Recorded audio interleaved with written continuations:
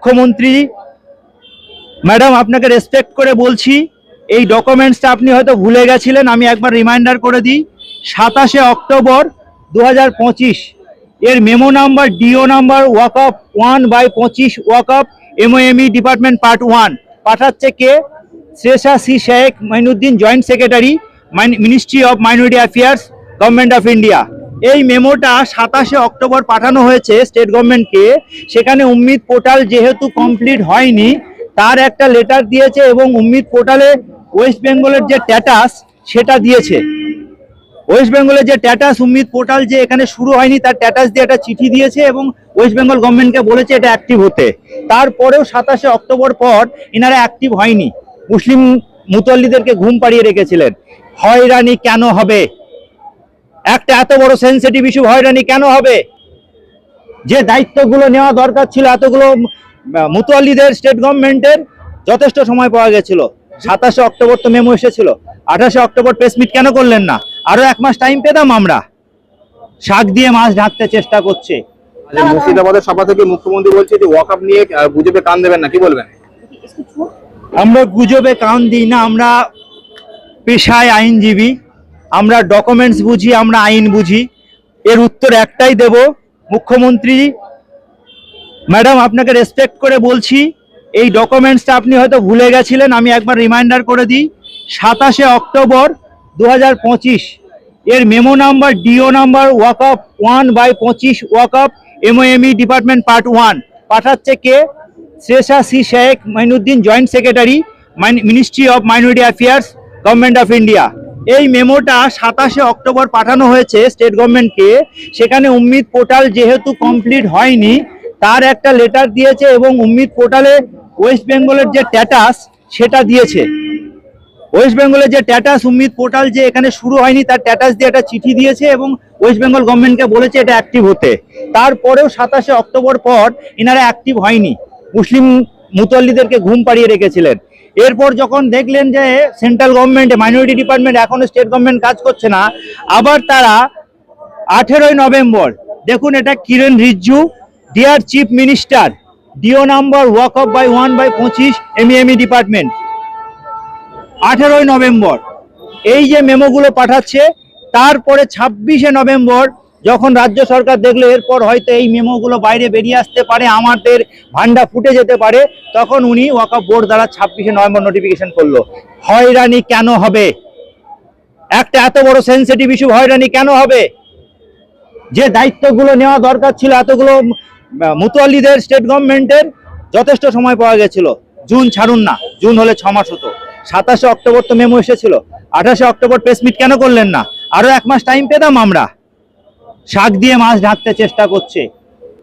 আমি আপনাদেরকে মেমোটা দেখিয়ে দিলাম, পাবলিক বুঝবে যে বহরমপুরের ময়দানে মুসলিম দরদি যে কথাগুলো বলছেন উনি মুখ ওর মুখোশের খেলা।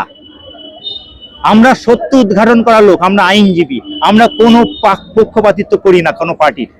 দেখুন, মুসলিম সমাজ তার প্রতিফলন তাদের মতামতের মাধ্যমে দেবে। আমার যারা ক্লায়েন্ট আছে, যেসব মুতওয়াল্লিরা আমার টাচে থাকে, তারা কেউ খুশি নয়, কেউ খুশি নয়। বাকি পাবলিক কি সেটা পাবলিক বলবে। তবে ভোটের রাজনীতি এই কমের সাথে আর কতদিন হবে এটা আমাদেরকে ভাবায়, কারণ এর জন্য আমরা দায়ী। আমাদের মতো কতগুলো সুশিক্ষিত যে লোকগুলো আছে তারা সবার আগে এই কি বলবো নেতা নেত্রীদের তোষামোদে নিজেদের জীবিকা অর্জন করছে। এই সমাজ এইভাবেই চলবে। কালকে সেই ডেট কিন্তু সেক্ষেত্রে দেখা যাচ্ছে উম্মিদ পোর্টালের সার্ভার ডাউন হচ্ছে, তাই এখনো অনেকের রেজিস্ট্রেশন এখনো হয়নি, সেক্ষেত্রে কি বলবেন? দেখুন, সার্ভার ডাউনে দোষ দিয়ে লাভ হয় না। আপনি বলুন তো, আমাদের এনার্জি মাঝে মধ্যে কমে যায়, কমে হাই হয়, এটা ইন্টারনেটের ম্যাটার। কখনো এর যখন দেখা যাবে ফ্রিকোয়েন্সি বাড়ছে তখন ভালো হচ্ছে, ফ্রিকোয়েন্সি কমছে তো আপ অ্যান্ড ডাউন হয়ে কিছু সাইবার ডাউন সেন্ট্রাল গভর্নমেন্ট বন্ধ করে রেখে দিয়েছে। This is not a fact. The real fact, the West Bengal government intentionally suppressed this fact. Intentionally. 27শে অক্টোবর মেমো এসছে সেন্ট্রাল গভর্নমেন্ট থেকে। ওয়াকফ বোর্ডের কোনো লায়াবিলিটি নেই। কেন বলবো? ওয়াকফ বোর্ডের যিনি চেয়ারপারসন আছে তিনি সেভারাল ইন্টিমেশন দিয়েছে, যতদূর আমি জানি। তিনি চেষ্টা করেছেন গভর্নমেন্টকে ইন্টিমেশন দেওয়ার যে পোর্টালটা করলে ভালো হয় না, ওনাদেরকে আটকে রেখে দিয়েছে। কারণ এমএমই ডিপার্টমেন্ট যা ইনস্ট্রাকশন দেয় ওয়াক বোর্ড ফলো করে। So Waqf board is a part of the missionaries, not the sole authority. The sole authority is the minority department. রাজ্য সরকার কি প্রথম থেকে কেন্দ্র সরকারের সাথে মিলে আছে এমনটা মনে করছেন? আমি বলবো না, পাবলিক সেটাই বলে, যেটা কার্যকলাপ যেটা সেটাই প্রুফ হয়।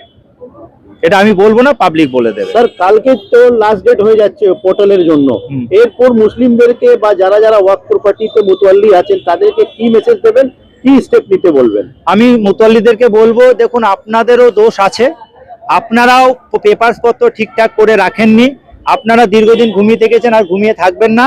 আপনারা ওয়াকফ বোর্ডের সাথে যোগাযোগ করুন, ওনারা কি স্ট্যান্ড নিচ্ছে দেখুন, কারণ আইনে 6 মাস এক্সটেনশনের একটা প্রভিশন আছে। আমি আশা করছি ওয়াকফ বোর্ড বা আমার যিনি চেয়ারম্যান সাহেব আছেন উনি খুবই অ্যাক্টিভ লোক, আশা করছি ওনারা একটা পজিটিভ দিক দেখবে। ওয়াকফ বোর্ড সম্ভবত মুতওয়াল্লিদের তরফ থেকে ট্রাইব্যুনালে যাওয়ার একটা ইনিশিয়েটিভ নিচ্ছে।